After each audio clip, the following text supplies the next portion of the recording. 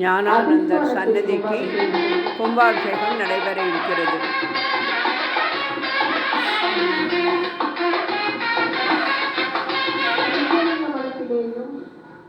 ஆட்டையாம்பட்டியிலேயும் தங்கியிருந்த போது தம்மை வெளிப்படுத்திக் கொள்ளாமல் இருந்த சுவாமிகள் தபோவனத்திற்கு வந்த பின்னர் மெல்ல மெல்ல தம்மை வெளிப்படுத்திக் கொண்டார்கள்.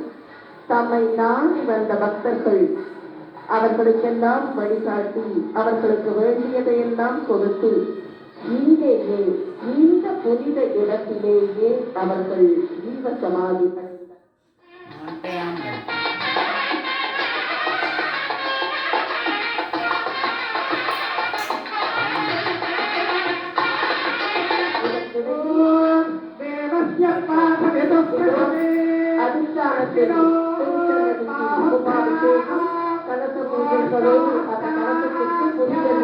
ஞானானந்தர் மண்டபத்துக்கு ஞானானந்த சுவாமினே நமோ நமக.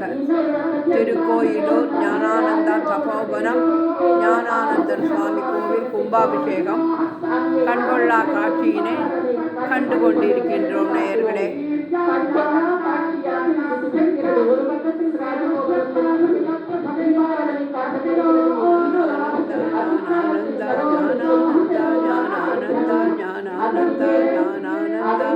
ஞானம் அருளும் ஞானானந்தா ஞானானந்தா ஞானானந்தா ஞானானந்தா ஞானானந்தா ஞானானந்தா ஞானானந்தா ஞானானந்தா ஞானானந்தா ஞானானந்தா ஞானானந்தா ஞானானந்தா ஞானானந்தா தபோவனத்தில் அமர்ந்தவரே ஞானானந்தா.